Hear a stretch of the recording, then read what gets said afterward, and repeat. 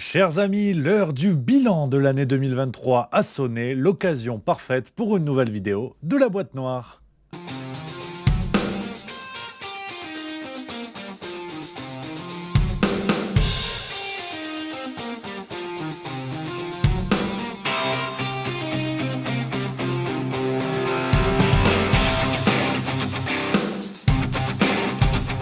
Les copains, très heureux de vous retrouver dans votre programme La Boîte Noire. Vous le savez, le programme des plus zinzins qui sautent au rendez-vous, les fervents supporters du juste milieu, avec ce programme de vidéo qui nous permet de tout dire, de contourner les limites de plus en plus rudes qui s'appliquent à nous sur les réseaux sociaux et sur YouTube. Bien évidemment, vous êtes de plus en plus nombreux à suivre La Boîte Noire et ça, c'est un plaisir non dissimulé, les copains, un vrai plaisir de vous avoir avec nous dans l'aventure. Ça, c'est chouettos. Et aujourd'hui, bilan de l'année 2023. Alors, un bilan qui peut se regarder n'importe quand. Là, si vous êtes mi-2025, ça a du sens. Ça a du sens parce qu'il y a un côté archive, il y a un côté regard dans le rétroviseur de ce qu'on va faire aujourd'hui. On va se prêter à cet exercice-là parce qu'on a beaucoup de choses à dire sur cette année 2023 qui, mine de rien, est une année charnière. Elle accélère beaucoup de choses, on va y revenir, et elle préfigure d'autres événements qui vont nous attendre dans le futur. Alors, on va se risquer justement à l'analyse, on va se risquer à tout ça à travers beaucoup de choses. On va d'abord faire le bilan de l'année sur Juste Milieu, vous dire un petit peu ce qu'il en est dans les coulisses de Juste Milieu, et puis on va parler des grands événements qui ont émaillé l'année évidemment, avant de se pencher sur ce qui nous attend sur 2024. Je peux vous dire que ça va pas être de la tarte. On va y aller point par point, comme je vous le disais les amis, dans cette vidéo où on va prendre le temps de faire ce bilan, un bilan important je crois, revenir sur tout ce qu'il s'est passé. Et d'abord du côté de Juste Milieu, une année dingue, hein. La chaîne YouTube a soufflé sa troisième bougie, un plaisir fou, hein. Vous êtes près de 360 000 abonnés aujourd'hui sur YouTube, c'est complètement dingue. Nos réseaux sociaux aussi ont connu une belle année sur Twitter, Facebook, Instagram, TikTok. De plus en plus de gens commencent à mettre le nez dans Juste Milieu. Alors là, l'avantage de mettre le nez dans le juste milieu, c'est que derrière, vous pouvez conduire en toute sécurité. On salue bien évidemment Pierre Palmade. Et c'est vrai que cette année a été zinzin, hein. Beaucoup d'événements, bien sûr, qui se sont passés, on va y venir. Des événements qui poussent, hein, les gens, bien sûr, de plus en plus de gens à s'intéresser à des discours alternatifs, ou on va dire en tout cas à d'autres discours, hein. À l'heure où Enrico Macias est invité sur les chaînes d'infos pour ses connaissances en géopolitique, on peut comprendre que de plus en plus de gens se donnent rendez-vous sur YouTube pour voir le réel avec d'autres lunettes. Mais en tout cas, sur Juste Milieu, sachez que voilà, on est plus motivé que jamais parce que le résultat est au rendez-vous. Vous êtes là, vous êtes de plus en plus nombreux. Les projets que l'on porte aussi, vous le savez, avec Juste Mensuel, Le Banquet, puis maintenant la Boîte Noire, vous en êtes les instigateurs, les principaux instigateurs. Bah, ces projets-là fonctionnent, on fait une belle année, on a de plus en plus d'abonnés sur tous les projets que l'on porte autour de la chaîne YouTube, cette chaîne YouTube qui est un petit peu notre vitrine, si vous voulez. Et grâce à vous, grâce à votre soutien, les amis, on peut voir plus loin. Juste Milieu, aujourd'hui, commence à avoir les reins solides, on commence à envisager des projets sur l'année prochaine avec des personnalités que vous connaissez bien. J'ai une idée en tête qu'on aimerait bien mettre en place pour donner un écho encore plus important à la parole de gens que vous suivez, que vous appréciez. Et c'est l'un des gros projets de l'année prochaine, avec également ce spectacle. Alors, les journées ne font que 24 heures, il va falloir réussir à être sur tous les fronts. Et je ne veux pas, si on s'engage sur le spectacle, que ça nuise aux autres projets. Donc, il va falloir trouver un équilibre par rapport à tout ça. Mais on veut venir à votre rencontre, ça c'est clair. Et sur 2024, on espère vraiment pouvoir le faire, les amis. Donc, le bilan de l'année sur Juste Milieu, il est extrêmement positif. On est vraiment ravis du soutien que vous nous offrez et de toute cette aventure qui prend sens, qui commence à avoir un vrai visage, hein, dans le YouTube game, on va dire. Juste Milieu réussit à se distinguer avec nos petits bras, avec la chaîne YouTube certes, mais cette volonté de créer un média à part entière, avec 2 revues, avec ce programme vidéo qui est La Boîte Noire, avoir vraiment, hein, un choix, un éventail, si vous voulez, de possibilités pour aller encore plus loin dans les réflexions, dans la construction du débat, dans la construction des désaccords, proposer des supports différents, parce qu'on dit que les gens n'aiment plus lire, que les gens ne lisent plus la presse. Je peux vous dire que sur Juste Mensuel et Le Banquet, on est à quasiment 10 000 abonnés au cumulé, c'est extraordinaire, et c'est la preuve que les gens s'intéressent à ce support-là écrit, que les gens s'intéressent à la presse, mais que nos amis qui lisent les revues de Juste Milieu s'intéressent surtout à une presse qui va, on va dire, dans un sens qui peut davantage leur convenir, non pas à proposer des idées avec lesquelles ils sont forcément d'accord, mais en tout cas une construction de revue particulière qui ne défend pas telle ou telle chapelle, comme on peut malheureusement peut-être trop voir dans nos kiosques, mais on a le modèle de Juste Milieu, mais il y a aussi le modèle d'autres revues. C'est par exemple Livre Noir, c'est par exemple La Furia, c'est par exemple voilà, ces revues qui poussent le Front Populaire de Michel Onfray, ces revues qui poussent petit à petit et qui montrent bien l'appétence des gens dans la mesure où on leur propose quelque chose plus en lien avec leurs attentes. Et je le redis, c'est très important, pas forcément en apportant seulement des réflexions sur des sujets avec lesquels les lecteurs sont déjà d'accord. C'est très important de garder ça en tête. Donc, voilà les amis pour ce bilan de Juste Milieu, vraiment une année folle, on est motivé, on est déterminé à continuer, je peux vous le dire, sur 2024 et les années qui vont suivre, c'est vraiment chouette ce qui se passe, on a la banane et on n'a pas fini d'être ensemble, d'avancer ensemble, de grandir ensemble parce que je crois que les sujets ne vont pas manquer dans les semaines et les mois à venir, donc comptez sur votre serviteur, comptez sur l'équipe Juste Milieu pour être au rendez-vous avec toujours plus de formats, toujours plus de contenu, toujours plus de réflexion, sans réinventer la poudre. Là, je veux pas vous mentir, on va pas lancer une nouvelle revue d'ici 3 mois. Là, on va stabiliser ce qu'on fait aujourd'hui. En 2 ans, il s'est passé déjà beaucoup de choses. Donc, on va aller vers plus de stabilité, à améliorer nos formats, de temps en temps quelques petites nouveautés sur des sujets de vidéo, sur des choses comme ça. Mais là, on va vraiment stabiliser et continuer de construire autour des grands piliers que nous avons déposés et bâtis tous ensemble. Donc, voilà, les amis, pour ce bilan. Dans les coulisses de Juste Milieu, vous savez tout sur ce qui vous attend, sur ce qui nous attend dans les mois à venir. On va aller petit à petit vers l'actualité, parce qu'au départ, on est quand même là pour ça. C'est vrai qu'il faut faire le bilan de l'actualité. Si on fait le bilan que de Juste Milieu, vous êtes gentil, vous allez me dire ah, c'est bien Rémi. Mais il n'y a pas que ça. Il faut aussi parler de l'actualité. Et c'est vrai. Quelle année nous avons vécu. Mes aïeux, on a passé un truc extraordinaire. Et c'est vrai qu'il faut le reconnaître, c'est de pire en pire. Déjà 2020, t'as un pangolin qui fait une indigestion de l'autre côté de la planète. 2 semaines après, tout est bloqué. Wuhan confiné, mais surveillé de loin par ses voisins. À 900 km de là, à Hong Kong, plusieurs personnes ont déjà contracté le virus. Alors, dans tous les esprits, la peur d'un épisode similaire avec le SRAS, ce syndrome respiratoire aigu sévère au début des années 2000, refait surface. Même aller acheter un sneakers dans le distributeur de la gare, c'était devenu une galère. Il fallait une auto-attestation. Donc je sous-signais moi-même, autorise moi-même à acheter un sneakers. Donc tu vois, 2020, on s'est dit, bon là c'est pas mal. Il s'est passé quelque chose, il y a de l'accélération. Mais c'était sans compter sur 2021. Avec l'accélération de ces mesures à la con, on a eu du pass sanitaire, on a eu du pass vaccinal, on a pu goûter du vaccin. Alors vaccin ou injection, c'est vrai que je sais que beaucoup bondissent sur le terme, mais plus ça va, plus je suis d'accord. Comme quoi, il n'y a que les cons qui changent pas d'avis. Enfin, les cons ou les députés LREM, mais c'est vrai que sur le terme de vaccin, ça commence à zouker un petit peu. Donc bref, on nous a fait goûter de l'injection, une dose, 8 doses, 14 doses, la 15e offerte avec le panier garni. 2021 était musclé là-dessus. Le Covid a commencé à se tirer en vacances, on en parlait de moins en moins. Martin Blachier n'était plus à la télé, donc j'étais quasiment au chômage, si vous voulez. Et 2022, Russie-Ukraine, février-mars. Ouais, Poutine pète un câble, invasion de l'Ukraine. Alors, les Russes parlent d'opération spéciale, le LCI parle de guerre mondiale, voilà. On a compris que déjà une guerre des termes allait s'installer dans un conflit où on nous expliquait que si rien n'était fait, 2 semaines plus tard, Poutine serait porte de Champéret et que ça allait swinger. Russie, regardez ces images qui font la fierté de Moscou ce matin. Le tir réussi d'un missile balistique Sarmat, capable de raser, nous dit-on, un territoire grand comme la France. Et c'est vrai que quand tu vois que Emmanuel Macron aime jouer à la guerre. Petite parenthèse, on prend le temps dans cette vidéo, c'est le bilan, on papote. Emmanuel Macron aime jouer à la guerre. Tu te rappelles, au début du Covid, il est au théâtre. Il te dit non, mais sortez, ça, c'est pas parce que les Shintok confinent des villes que nous, on va pas aller au théâtre. Ça, on les emmerde, les Shintok. 2 semaines après, Emmanuel Macron arrive tout penaud à la téloche. Enfin, tout penaud. C'est un mélange entre le général de Gaulle et Louis la Brocante. Donc ça tient pas la route. Mais le mec arrive devant la caméra comme ça, il te dit nous sommes en guerre. Et il te le répète, parce que tu n'avais pas compris. C'est grave, nous sommes en guerre. Nous sommes en guerre. En guerre sanitaire, certes.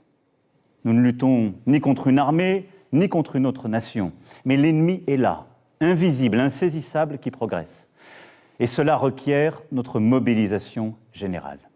Tu vois, c'est quand même une phrase, c'est comme ton proctologue qui te dit « attention, j'y vais ». Tu sais que tu n'as pas 1001 possibilités derrière. Il n'y en a qu'une. Et elle se situe au niveau de ses doigts. Et là, c'est un peu pareil. Quand tu dis à quelqu'un, nous sommes en guerre, et je pense surtout à nos anciens, et qu'on embrasse bien sûr, qui ont connu la guerre. En France, nos anciens en France, et si vous nous regardez dans d'autres pays du monde, malheureusement, la guerre est monnaie courante. Il y a des gens qui ont connu la guerre. Donc quand tu leur dis ça, c'est pas drôle. Après, tu vois, t'as les plus jeunes, t'as les jeux vidéo, ils en sont friands, c'est Call of Duty. Allez, vas-y, bim, je te tire. C'est différent, mais on rigole pas avec ça, on joue pas avec ça. Et Emmanuel Macron, il a cette appétence. Il a envie de jouer à la guerre. Tu sens ça le chatouille. Sauf que le mec a déclaré une guerre contre un virus. Son arme principale, c'est un écouvillon. Une sorte de grand coton-tige que tu te fous dans le pif. Alors c'est vrai que bon, Agnès Pannier-Runacher n'était pas emmerdée, parce que quand on dit le truc est long, ça peut toucher des zones du cerveau. Agnès Pannier-Runacher, il pouvait faire un looping et descendre jusque dans le cou qu'il ne rencontrait rien. C'était l'autoroute, c'était la 6. Donc ils n'étaient pas emmerdés. Mais Emmanuel Macron a fait la guerre avec des écouvillons. Après, quand c'était les Russes, tu sentais que ça sortait moins les trompettes. Tu sais, il appelait Poutine. « Allô, Vladimir? Yes, we want peace. » Tu vois. Là, il y avait plus, non, l'aspect belliqueux d'Emmanuel Macron était rangé dans sa commode. Parce que tu sens que, bon, faire la guerre contre un virus à des écouvillons, ça, il peut le faire. Il a le courage. Mais demain, tu as un bataillon de Ruskov qui déboule à Paris. Tu sens que l'écouvillon, tu vas pas le prendre dans le nez, à mon avis. Voilà. Et après, peut-être que scientifiquement, ça reste efficace. Voilà, non, mais ça, je ne sais pas. Je ne me prononcerai pas, je n'ai pas les connaissances nécessaires. Bref, 2022, c'était le conflit Russie-Ukraine. Et bon, tu vois, on s'est dit, putain, il n'y a plus le Covid, maintenant c'est un autre virus. Le virus de la guerre, le virus du conflit permanent, tu vois. Alors, il y a eu un emballement médiatique, on y reviendra au moment de parler des événements de 2023. Et est arrivée la dite année 2023. Le conflit Russie-Ukraine s'est enlisé, on va y revenir. Et 2023, il s'est passé des choses. Déjà, Maître Gims. Maître Gims qui nous a expliqué que les pyramides d'Égypte étaient plus ou moins des relais EDF. À l'époque de l'Empire de Kouch, il y avait l'électricité. Les pyramides qu'on voit là, au sommet, il y a de l'or. L'or, c'est le meilleur conducteur pour l'électricité. C'était des foutues antennes. Les gens avaient l'électricité. Les gens, ils n'arrivent pas à comprendre ça. Les Égyptiens, la science qu'ils avaient, ça dépasse l'entendement. Et les historiens le savent. Je sais que vous m'attendiez pas sur cette actualité-là. Vous dites, merde, c'est quand même le bilan, il s'est passé des choses graves en 2023. Je vais y aller crescendo. C'est mon côté André Rieu. J'attaque doucement avec mon violon, on finit, c'est le beau Danube bleu. Donc oui, Maître Gims est électricien. C'est déjà une première nouvelle de ce que nous avons appris en 2023. Maître Gims est électricien, et il a dit en fait les pyramides, c'est plus ou moins les peuples d'Afrique qui ont buté Claude François, en fait. Les Égyptiens, les pyramides, l'électricité, Claude François. La boucle est bouclée. Donc c'est original. Non mais je sais que c'est original. Mais ça fait partie de ce qui s'est passé en 2023. On a frôlé un nouvel album de Zaz, donc comme quoi il n'y a pas que des mauvaises nouvelles, j'aimerais quand même le rappeler. Et pour être plus sérieux quand même, parce que là je fais mes galéjades, je fais mes blagues, mais faut être sérieux. Faut être sérieux avec ces grands événements qui se sont passés en 2023. Et je vous le disais, Russie-Ukraine, l'enlisement. Tout commence au début de l'année 2022. Et aujourd'hui, ce conflit a pris une autre tournure. Il s'est passé beaucoup de choses. On pourrait parler, bien sûr, de l'explosion du gazoduc Nord Stream 2. Je vous renvoie vers une vidéo sortie sur Juste Milieu à ce sujet-là. Une explosion pour laquelle, encore aujourd'hui, nous n'avons aucune explication crédible. Alors, on a eu le grand journaliste d'investigation Simon Hersh qui avait expliqué que les services secrets américains auraient peut-être été dans la boucle. Les autres médias, LCI en première ligne, ont expliqué non. Enfin, ils n'ont pas plus de preuves, mais ils ont dit non, c'est pas possible. Non. Voilà. L'argument principal, c'était non. Pour moi, l'hypothèse la plus logique est que ce sont les Russes qui l'ont fait à titre de démonstration. Je veux dire par là, ils l'ont fait sur leur propre gazoduc qui ne sert à rien. Puisque qui ne va pas servir pour... Bon. Donc, à la limite, ils peuvent dire il n'y a pas grief, puisque j'attaque ma propre infrastructure. Mais vous avez bien compris que je peux le faire à n'importe qui et n'importe où. Donc aujourd'hui, on a une autre version sortie autour de novembre 2023 par Der Spiegel, notamment, journal allemand Der Spiegel. Ce serait un ancien commando ukrainien qui aurait mené l'opération. On ne sait pas. Toujours est-il que économiquement, c'est vrai que les Allemands qui misaient beaucoup sur ce gazoduc pour s'approvisionner en gaz avec la Russie, avec l'explosion de ce gazoduc, ce sont les Américains qui ont récupéré une grosse part du gâteau allemand dans l'approvisionnement énergétique allemand. On peut parler de ça, on peut parler de l'industrie américaine, l'industrie de l'armement qui se frotte les mains au vu du conflit Russie-Ukraine et aussi au vu du conflit Israël-Palestine qui a éclaté, on y reviendra. On a quand même l'impression que nos amis américains sont gagnants sur beaucoup de tableaux. Ils ont inventé d'ailleurs un nouveau format de guerre, il faut en parler, faire la guerre sans mort. On va faire la guerre jusqu'au dernier Ukrainien. Si vous voulez, c'est un petit peu la phrase qui résumerait ce conflit. C'est la position des Américains, mais c'est aussi la position des Européens. On donne de l'argent, on donne des armes, mais sur le terrain, tout le monde fait caca culotte parce que envoyer le moindre soldat hors Ukraine sur le terrain serait une déclaration de guerre vis-à-vis de la Russie. Et là, on voit bien que malgré la position de l'oncle Sam, malgré la position de l'Union européenne, on va plutôt se contenter de filer du pognon pour que les jeunes Ukrainiens aillent se faire crever dans cette véritable boucherie où aujourd'hui, même si les bilans, le nombre de morts est encore inconnu des deux côtés, aussi bien russes comme ukrainiens, pour plusieurs analystes, on pourrait gentiment s'approcher quand même du million de morts, tout cumulé, que ce soit civils et soldats, donc une véritable boucherie. Mais pourtant, aujourd'hui, médiatiquement, on en parle de moins en moins. Vous aurez noté qu'on est passé du statut de « c'est la Troisième Guerre mondiale », Poutine va débouler à Paris, et aujourd'hui, en fait, c'est une rixe qui aurait mal tourné. Voilà. Je fais de l'humour, on essaie de... Il faut essayer de sourire, parce que sinon on est foutu. Derrière, tu te mets... Jacques Brel, puis on n'en peut plus, tu vois. Non, il faut essayer quand même de voir ce qu'il en est. Et si on regarde ça de manière pragmatique, le pire, c'est qu'au-delà de chercher le rire, c'est ce qui se passe. C'est ce qui se passe. On est passé d'un conflit d'une gravité inouïe à finalement l'OTAN qui commence à expliquer que ça va être un petit peu compliqué de soutenir l'Ukraine jusqu'au bout. Voilà. Maintenant, il faut que nous parlions d'un sujet qui est absolument incroyable, mais incroyable. Un officier supérieur de l'OTAN s'est exprimé et a dit, Émilie Broussoulou, en gros, c'est vide, on n'a plus d'armes, nous, l'OTAN, voilà, cette force internationale qui fait frissonner de peur Poutine et les Russes, eh bien l'OTAN vous annonce officiellement, monsieur Poutine, que nous n'avons plus d'armes, que nos arsenaux sont vides et qu'il va falloir sérieusement relancer l'industrie américaine, française, anglaise, allemande, etc. parce que nous n'avons plus assez d'obus, nous n'avons plus assez de chars pour faire une guerre conventionnelle. Et aujourd'hui, on est en train de tomber bon gré, mal gré, dans ce que les Américains savent faire de mieux, c'est-à-dire le lâchage de leurs supposés alliés. On avait eu le cas d'ailleurs récemment avec l'Afghanistan, vous vous en rappelez, les Américains, après 10 ans, passés sur zone, les Américains qui partent presque du jour au lendemain, ressuscitant la promesse du retour des talibans modérés. Je vous laisse aujourd'hui regarder ce qui se passe du côté de l'Afghanistan. Situation catastrophique, la situation des femmes en Afghanistan est revenue à un niveau terrible, mais là par contre aucune bonne âme vient nous expliquer dans les médias que les Américains ont leur part de responsabilité dans la situation actuelle en Afghanistan après ce lâchage scandaleux, et je crois que malheureusement l'Ukraine est en train de suivre le même chemin. On voit que la Russie est loin d'être à genoux, comme aurait dit Bruno Le Maire, qu'on embrasse, le roi de la dilatation, qui voulait mettre l'économie russe à genoux. Finalement il y a beaucoup de gens qui sont à genoux, mais pas l'économie russe, on l'a vu, qui s'est presque même renforcée en développant une économie de guerre, c'est-à-dire en internalisant dans l'industrie russe beaucoup de secteurs sur lesquels elle n'avait pas vraiment la main jusqu'à présent. On voit même des situations ubuesques avec le pétrole russe qui est notamment acheté par l'Inde, qui va le raffiner, puis l'exporter du côté de l'Union européenne. C'est absolument dingue, à des prix bien sûr beaucoup plus élevés que le cours du marché. Les raffineries indiennes qui se fournissaient jusque-là au Moyen-Orient et notamment en Irak s'approvisionnent de plus en plus en pétrole russe. Près de la moitié du brut importé par le deuxième raffineur indien est ainsi aujourd'hui d'origine russe. Une aubaine puisque le pétrole russe est vendu à prix cassé et permet aux raffineries indiennes d'être plus compétitives. Elles peuvent ainsi prendre de nouvelles parts de marché en Europe. Et l'Union européenne qui est bloquée à cause des sanctions en bois qu'elle veut appliquer à la Russie.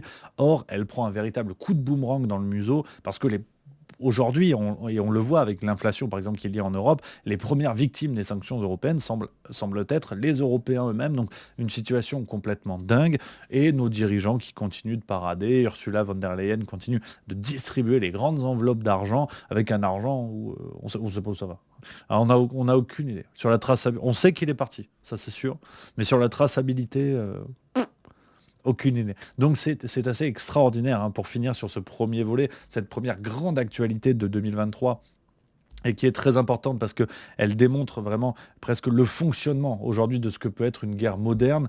On l'a dit, une guerre où on fait tuer des gens, une guerre où on récupère ce qu'il y a à récupérer, ça c'est plutôt le jeu géopolitique des Américains, et des guerres qui se terminent en un claquement de doigts, et surtout des guerres qui se terminent avec des mots qui s'effacent. On y reviendra en parlant de l'attaque du 7 octobre dans quelques minutes. Et d'ailleurs, non, pas dans quelques minutes, parce que je vais te surprendre, Dimitri. On va en parler tout de suite de cette attaque du 7 octobre, qui est bien sûr l'un des grands événements marquants de l'année 2023, événement terrible.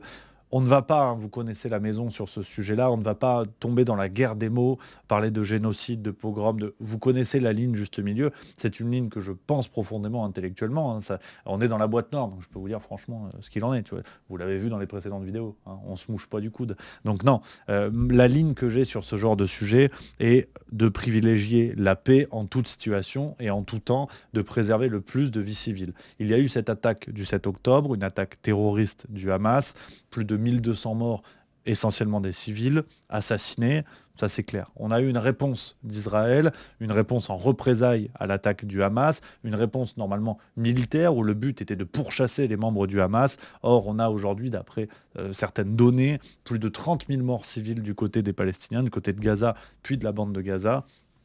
Donc on a des représailles qui vont bien au-delà de l'aspect purement militaire, de la chasse et de la poursuite qui est faite au Hamas. Donc la guerre entraîne la guerre, l'horreur entraîne l'horreur, et je laisse libre à chacun de choisir son camp, si tant est qu'il faille choisir un camp, de défendre, si vous voulez, ses idées. Ça n'est pas le sujet. Je ne veux pas réconcilier les gens ici, juste vous dire ce qu'il en est sur cette situation. En revanche, on a vu une mécanique, et c'est sur ce point-là que j'aimerais vraiment réagir à l'attaque du 7 octobre, et aussi mettre en avant le point précis, d'après moi, pour lequel cette attaque est fondamentale et illustre une chose que l'on avait déjà pu deviner avec le déclenchement du conflit entre la Russie et l'Ukraine. C'est que malheureusement, nous évoluons dans un monde où la guerre, comme on le disait tout à l'heure, est monnaie courante. Et beaucoup trop de conflits existent dans le monde. D'ailleurs, à l'heure où je vous parle, là, on parle bien sûr du conflit Russie-Ukraine, du conflit Israël-Palestine, mais vous avez en Afrique noire beaucoup de conflits. Vous avez aujourd'hui des guerres qui continuent de faire des millions de morts dans certains pays d'Afrique, et tout ça dans un silence quasiment absolu de la part de l'Occident. Donc, c'est une facette qui aujourd'hui s'est faite de plus en plus présente, de plus en plus pressante, la gestion médiatique des conflits, l'amplification de la réalité. L'idée, bien évidemment, n'est pas de vous dire que ces conflits-là ne sont pas graves et qu'il ne se passe rien sur le terrain et qu'on s'en fout. Ça n'est pas du tout ça. Mais vous voyez bien dans la dynamique, en tout cas sur Russie-Ukraine, le conflit Israël-Palestine est beaucoup plus récent, beaucoup plus frais. Donc on va voir si cette dynamique se met en place. Mais comme je vous l'ai expliqué tout à l'heure concernant le conflit Russie-Ukraine, on a vu une mécanique folle où il y a eu un emballement médiatique par la force des chaînes d'information, par la force des réseaux sociaux. On a vu des images qui, pour beaucoup, étaient des images de propagande de guerre dans un camp comme dans l'autre, que ce soit le camp pro-Ukraine de l'Occident dans sa grande majorité, ou le camp pro-russe avec la Russie dans sa grande majorité, et quelques rares autres pays. Mais on a vu tout ça qui s'est mis en place avec l'imposition d'un narratif. C'est peut-être le mot de l'année 2023, si je devais en choisir un, l'imposition d'un narratif, c'est-à-dire que vous arrivez, quelqu'un qui est arrivé, un expert de plateau, un spécialiste de je ne sais quoi, qui est arrivé à la télé, sur BFM TV, LCI, CNews, ce que vous voulez, et qui tentait non pas de contredire le narratif, mais de l'élargir, c'est-à-dire par exemple parler du contexte. On a dit le conflit Russie-Ukraine commence en février-mars 2022. Quand vous arrivez en disant non mais attendez, la guerre du Donbass a commencé en 2014, déjà ça pouvait devenir complotiste, réactionnaire, pro-Poutine. On se rappelle des positions par exemple d'une dame comme Anne-Laure Bonnet, qui très vite sur les plateaux est venue pour tenter de mettre en contexte ce qui se passait, pour tenter d'élargir les réflexions, et elle s'est fait tomber dessus dans les grandes largeurs parce qu'elle venait élargir le narratif, et c'est ça le problème aujourd'hui. Il y a eu donc le problème de l'Ukraine, monsieur Sergueï. C'est que les États-Unis et la Russie y sont depuis le début, et l'OTAN y est également. On sait qu'il y a eu des entraînements depuis 2014 d'instructeurs russes Je ne suis pas là pour prendre le parti des Russes. Je ne suis pas anti-Ukraine ou pro-russe ou anti-Zelensky ou anti-russe. Je suis simplement là pour rééquilibrer ce débat parce qu'il nous est en train de nous mener dans une boucherie. Qu'il y ait de la propagande de guerre, parce que ce que nous vivons est de la propagande de guerre. Sur Israël-Palestine, c'est la même chose. Quand on vient demander l'avis, sous le coup de l'émotion qui plus est, de quelqu'un comme Enrico Macias, dont j'apprécie les chansons, mais si vous voulez, dont la vie géopolitique me semble à peu près cosmétique, quand quelques jours après l'horreur du 7 octobre, on invite ce monsieur sur une chaîne d'infos qui se veut sérieuse comme CNews et qui se veut proposer de vraies analyses à ses spectateurs, là on se met le doigt dans le nez. Et quand j'entends l'extrême gauche qui se défausse devant cette horreur, eh ben, vous m'obligez à dire ce que je voulais pas dire. Ben, il faut les dégommer, ces gens-là. Il faut les dégommer. Il faut les dégommer, ces gens-là. Il faut les dégommer. En tout cas, politiquement. Ouais. Non, il faut les dégommer. Non, il faut les dégommer. C'est de la propagande de guerre. Parce qu'à l'inverse, par exemple sur une chaîne comme BFM TV, on sait que de par les positions du propriétaire, Patrick Drahi, franco-israélien, qui détient également des médias, et notamment I24 News, la chaîne d'info du côté d'Israël, on sait qu'il y a un refus d'ouvrir la parole à des personnes qui seraient plutôt du côté du camp palestinien. Donc on a des choix éditoriaux qui sont faits, qui sont respectables. Les chaînes de médias sont des groupes privés, donc ils font ce qu'ils veulent sur leurs antennes. Mais on voit bien qu'il y a une logique de propagande de guerre, où on vient défendre un camp, quitte à parfois outrepasser les limites de la déontologie journalistique. Et ça, c'est vraiment, je crois, le point commun qu'il faut trouver dans le narratif qui est imposé entre le conflit Russie-Ukraine et le conflit Israël-Palestine. Il y a deux paramètres. À la fois le fait de ne juger les événements qu'à partir du jour J, c'est-à-dire que le conflit israélo-palestinien, pour les éditorialistes de plateau, la grande majorité, pas tous, fort heureusement, ça commence le 7 octobre. Ce qu'il y a avant, le contexte, l'histoire, non.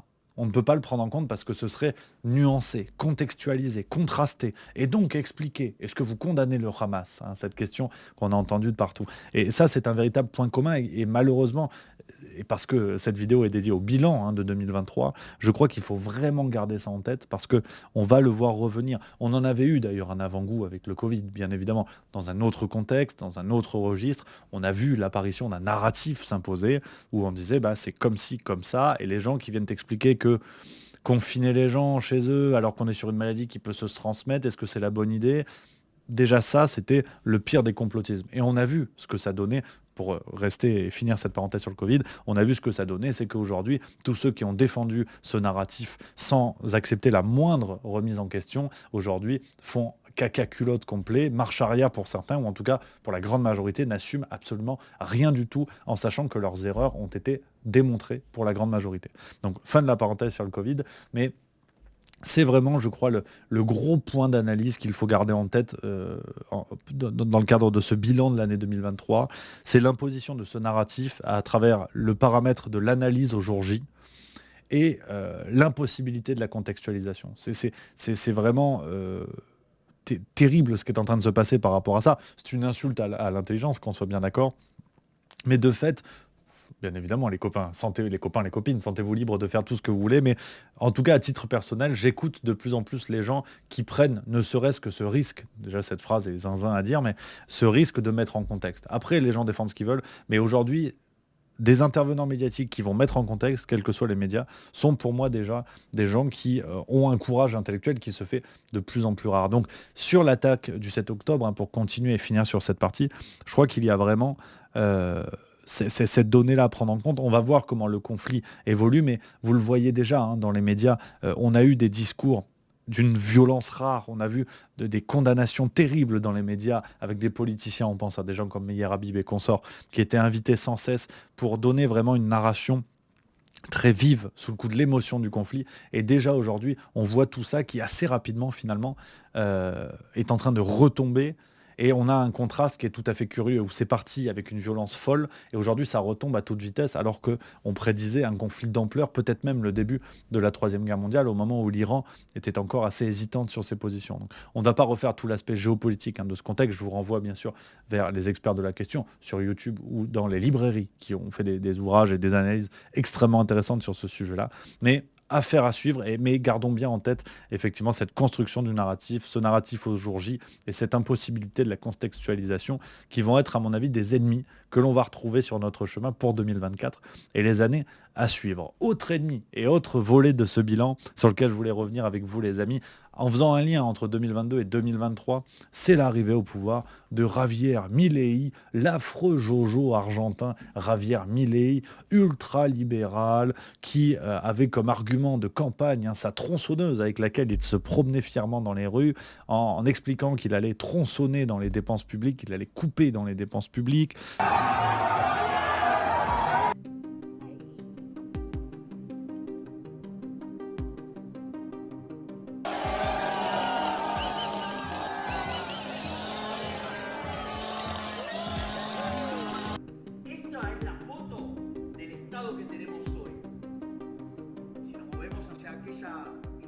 Ministerio de Turismo y Deporte, afuera.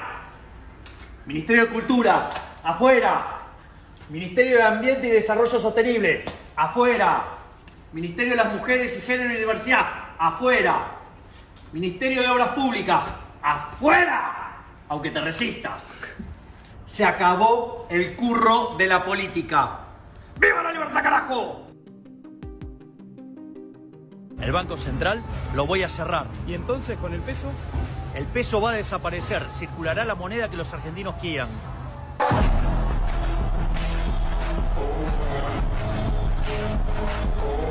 Volvió a ganar la vida. Sigamos el ejemplo en Argentina. Y yo, Javier Gerardo Milei, me comprometo a que si soy presidente voy a avanzar para terminar con esa aberración del aborto. Gracias. ¡Viva la libertad, carajo! ¡Y viva la vida! Al zurdo de mierda no le podés dar ni un milímetro. ¿Podés definir zurdo de mierda que no Todos lo los que, digamos, los colectivistas, los que ponen, digamos, o sea, esa idea... A ver, ¿Por qué le ponés de mierda, digamos? Porque son una mierda. ¡Viva la libertad, carajo! Ce monsieur qui réfléchit d'ailleurs à la possibilité de trouver une solution de marché pour le don d'organes, donc vendre ses organes. On a un afro-jojo dont les liens d'ailleurs avec le World Economic Forum de l'ami Klaus Schwab sont très vite remontés. Bref, un hurluberlu, mais pour lequel le peuple a voté, un peuple fatigué de toutes ces années de péronisme, de ces années d'une politique qui ont contribué à ruiner l'économie de l'Argentine, une économie qui était dans les 5 meilleurs du monde avant la Première Guerre mondiale, donc on a une vraie déchéance de l'économie argentine, et on a Javier Milei qui déboule avec tout l'espoir du peuple, le peuple qui se dit il faut changer les choses, après tout, pourquoi pas lui, sauf que là, et c'est mon analyse que je vous propose dans la boîte noire, on a l'illusion du changement pour quelqu'un qui, paradoxalement, ne va faire qu'accélérer la politique en place précédemment. On a un Javier Milei, économiquement, par exemple, qui met en avant la dollarisation de l'économie argentine. Il faut vraiment bien prendre ça en compte à l'heure où la domination américaine est plus que jamais questionnée. On parle bien sûr des BRICS, de la consolidation des BRICS, avec aujourd'hui une réflexion autour d'une monnaie unique liée aux BRICS, ce genre de réflexion-là qui viendrait directement mettre en cause, mettre en doute la dollarisation de l'économie internationale. On a aujourd'hui l'oncle Sam, à travers son meilleur représentant Joe Biden, en échange direct avec Casper, qui sont vraiment concurrencés, vraiment mis en doute, et Javier Milei arrive, et d'ailleurs on devine les réactions américaines qui ont été tout à fait sympathiques à l'annonce de son élection. On a un Javier Milei qui arrive, qui a des positions pro-américaines, une dollarisation de l'économie argentine sans trembler du museau. Alors, quel est le lien entre ce monsieur, et c'est ça que je voulais essayer de vous défendre aujourd'hui comme idée, le lien entre ce monsieur et Giorgia Meloni?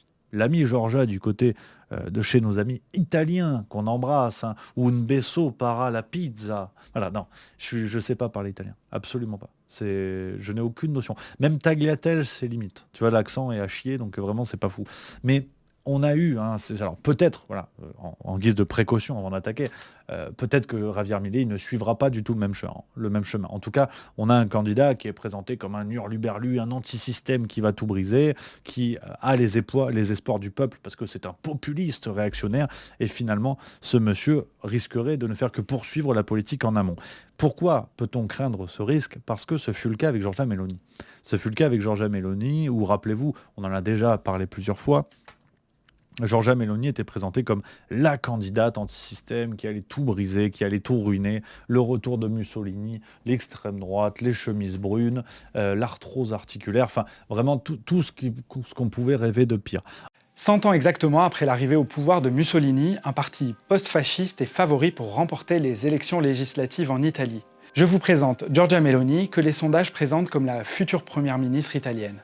À la tête de la coalition de droite et d'extrême droite pour les élections législatives du 25 septembre, Giorgia Meloni entend bien être la première femme à diriger le gouvernement italien. À seulement 45 ans, la leader du parti Frères d'Italie a déjà bien des années de militantisme politique derrière elle. Et écoutez ce qu'elle disait en 1996 à propos de Mussolini, elle avait alors que 19 ans. Mussolini, c'était un bon politicien. Tout ce qu'il a fait, il a fait pour l'Italie. Benito Mussolini, on le rappelle, c'est un dictateur arrivé au pouvoir en 1922 qui a peu à peu mis en place un régime autoritaire d'extrême droite en Italie. Or, on a une Giorgia Meloni qui, avant même les élections, va rencontrer les milieux d'affaires et les milieux financiers pour les rassurer, je cite ce qui était sorti dans la presse à ce moment-là. Et aujourd'hui, on a une Giorgia Meloni qui est arrivée au pouvoir, les titres de médias se sont fait beaucoup plus doux, même Libération a arrêté de titrer la nausée, donc rendez-vous compte, Libération n'ose plus la représenter avec une moustache d'Hitler, donc c'est que vraiment, c'est plus très grave.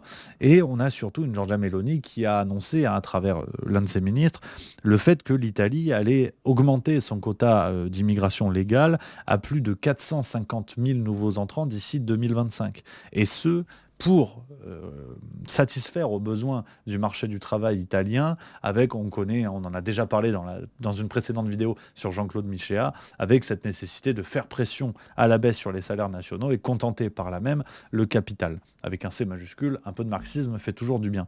Donc, on a une Giorgia Meloni qui a été présentée comme une anti-système, et qui finalement ne fait que poursuivre un programme néolibéral très aligné avec les intérêts de l'OTAN, très aligné avec les intérêts de l'UE. On en avait décortiqué tout ça, rappelez-vous, dans la vidéo sur l'extrême droite. Je vous renvoie, c'était il y a quelques semaines, et vous pouvez bien sûr la retrouver sur la plateforme, les copains. Tout est disponible sur cette plateforme. On a une vraie continuité dans cette idée-là, et je pense très franchement que Javier Milei se dirige vers le même chemin. C'est-à-dire l'incarnation d'un espoir de changement du côté du peuple, pas tant sur son programme politique, mais juste sur le fait qu'il ne soit pas comme les autres.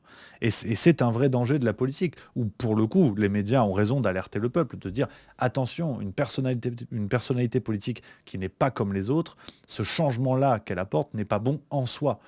Vous pouvez avoir une personnalité pas comme les autres, mais par contre un programme politique parfaitement identique et qui va contre les intérêts du peuple qui pourtant a voté. Et c'est là où par exemple un Donald Trump, qu'on l'apprécie ou pas, le sujet n'est pas là, avait au moins la cohérence d'être un personnage pas comme les autres, même si on est aux États-Unis et ils ont eu un sacré paquet d'oiseaux qui sont passés dans les élections et même au poste de président, mais avec un programme politique qui n'était pas le même. Il y avait un véritable changement politique du côté des États-Unis. Or là, Milei a, semble-t-il, pour l'instant en tout cas dans les promesses qui sont faites, un programme qui est complètement contre les intérêts du peuple, concernant les dépenses publiques, concernant la dollarisation de l'armée, de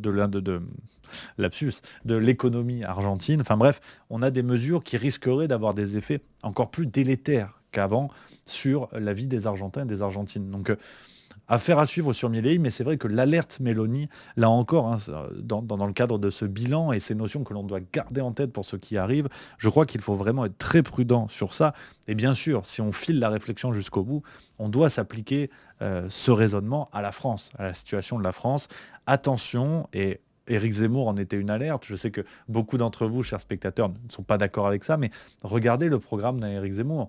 On a quelqu'un qui assume parfaitement de ne pas être positionné contre l'Union européenne et qui prétend vouloir prendre des règles très dures et très strictes sur le retour des valeurs des valeurs françaises, des valeurs judéo-chrétiennes, une lutte dure et musclée contre l'immigration. Or, si l'Union européenne dit non, ce sera non.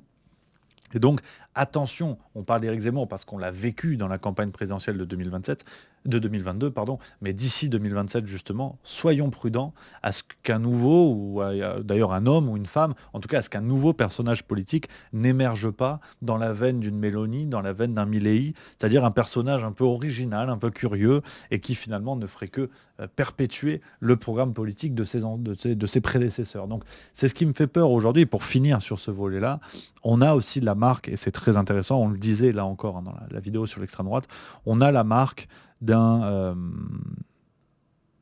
système avec un S majuscule, si on théorise un petit peu, qui est devenu tellement puissant qu'il réussit à engendrer ses propres supposés ennemis.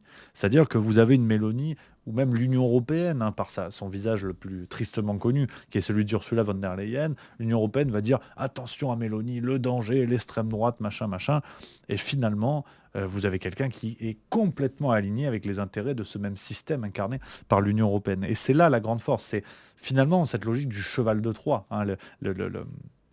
Les mythes continuent de nous enseigner beaucoup de choses. Ce cheval de Troie des candidats populistes, réactionnaires, qui sont différents, qui vont tout changer, qui vont tout casser, et qui finalement trompent le peuple pour mieux continuer à défendre les intérêts qui ne sont pas ceux du peuple. Donc, affaire à suivre sur cette petite alerte, mais c'est vrai que 2023 ne fait que appuyer sur cette plaie déjà inaugurée par Mélanie. On pourrait parler de Tsipras en Grèce, encore il y a quelques années en arrière évidemment, mais attention à ce qui va se passer en France et peut-être dans d'autres pays d'ici là, l'alerte est donnée. Donc on a beaucoup parlé dans ce bilan, les amis de l'année 2023, on a beaucoup parlé du futur. Alors on va essayer de se risquer à quelques prédictions. C'est vrai que c'est pas mon truc. Sur le plan sportif, les prédictions c'est une catastrophe, mais on va essayer de s'y risquer avec ce qu'il faut attendre pour 2024. 3 grandes choses sur lesquelles je voulais venir avec vous, un petit peu en guise de conclusion, les copains de cette vidéo. Macron aux abois, et ça passe. C'est vrai qu'on est, au moment où j'enregistre cette vidéo, on est le 12 décembre 2023, au lendemain du rejet du projet de loi immigration. Au moment où vous regardez cette vidéo, peut-être que tout est rentré dans l'ordre, parce que ça va rentrer dans l'ordre, ils ne reculeront pas, donc ça va retourner au Sénat ou peut-être en commission mixte paritaire, et le projet de loi passera bon gré mal gré, peut-être même par 49.3 pour aller encore un petit peu plus loin. Donc nos oppositions fantoches, de tous bords, bien sûr, de tous partis, qui étaient aux abonnés absents au moment de voter contre la réforme des retraites ou au moment de se mobiliser lors de la mise en place du pass sanitaire, du pass vaccinal et j'en passe. Là, ces oppositions célèbrent leur supposée victoire alors qu'on sait très bien que ce texte va revenir derrière. Donc on a, si vous voulez, un pouvoir qui est celui d'Emmanuel Macron qui, si on met tout à plat, n'a plus besoin d'une majorité à l'Assemblée nationale, peut fonctionner tout à fait tranquillement avec des lois qui sont parfaitement contre les volontés du peuple. Il suffisait de voir les sondages au moment de la réforme des retraites. Alors, il n'y a pas 100% contre la réforme, mais la majorité des citoyens étaient contre. Si on avait fait un référendum tout bonnement, on l'aurait vu. Et ça passe et ça continue. Emmanuel Macron, qui le disait récemment dans la presse, veut déjà réfléchir au futur, à l'après-Macron. Donc on parle souvent de l'expression hors sol, mais c'est encore plus loin que ça. Emmanuel Macron, c'est même pas hors sol, c'est qu'il est hors planète Terre. On est sur un truc qui est encore plus poussé que ça. Et ça continue, avec en plus un tango menteur, avec des partis d'opposition qui ne pensent déjà qu'à leur futur. Jordan Bardella, qui le 11 décembre, au moment du rejet du projet de loi immigration, expliquait qu'il se voyait déjà bien Premier ministre, pourquoi pas de cohabitation. Si les Français le décident, alors nous aurons la charge de la politique de la nation, bien sûr. Vous accepteriez d'être le Premier ministre d'Emmanuel Macron ? D'être un Premier ministre de cohabitation, bien sûr.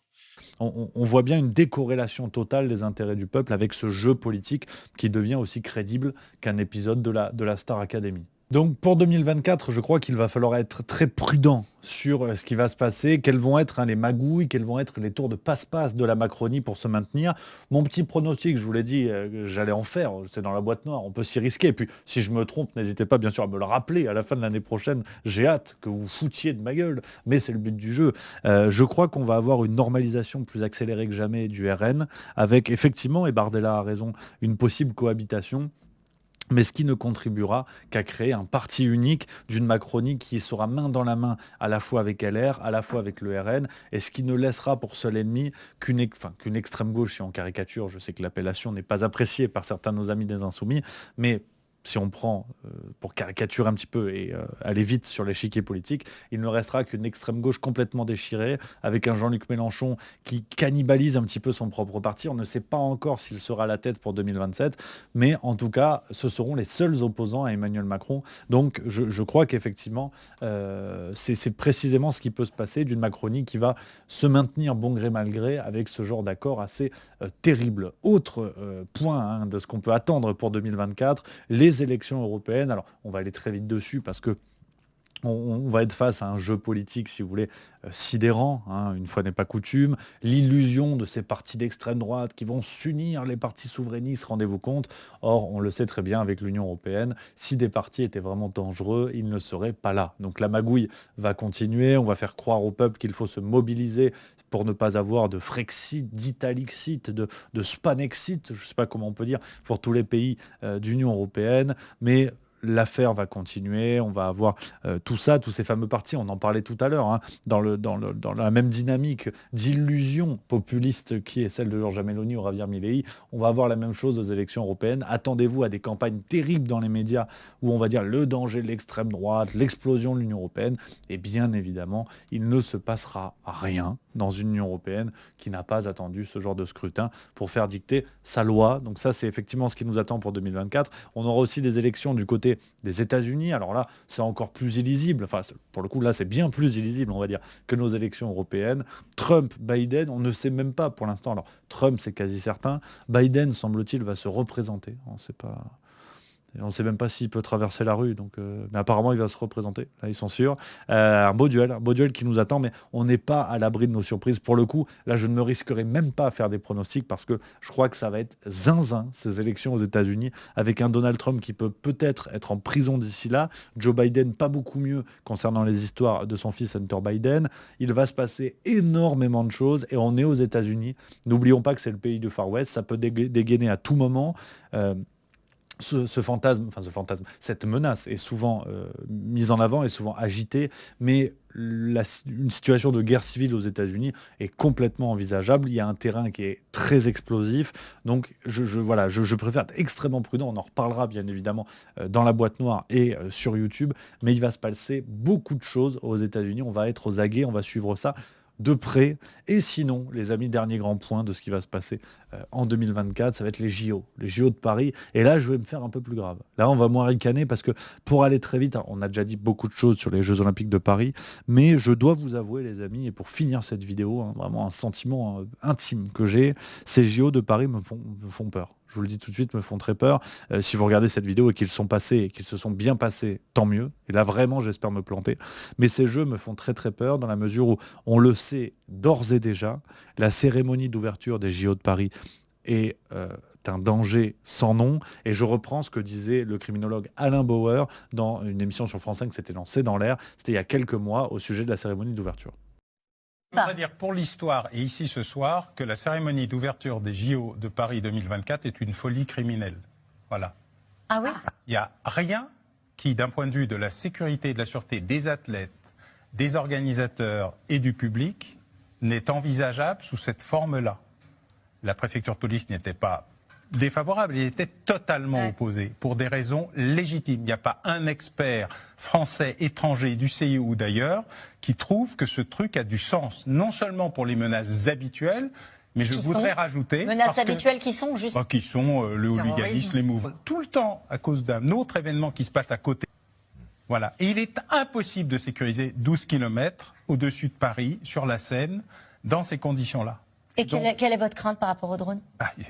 Un drone permet de devenir un drone kamikaze et de se faire exploser au milieu d'une foule sur la Seine, ce qui est encore pire qu'un mouvement de foule sur une berge, créant les conditions d'un désastre. Donc ce truc-là n'a aucun sens. Personne n'arrive à expliquer autrement que pour des raisons de communication, ce qui n'est pas seulement une initiative du président de la République, mais aussi de la maire de Paris, qui insiste énormément pour avoir cette cérémonie invraisemblable, dont je dis aujourd'hui que ceux qui la veulent sous cette forme-là, telle que c'est présenté, telle que c'est organisé, telle que c'est imaginé, c'est la cérémonie la plus dangereuse de l'histoire des Jeux. Vous l'avez parfaitement expliqué, cette menace que constitueraient des drones. qui pourrait se produire sur n'importe quel rassemblement, pas forcément au bord de Seine.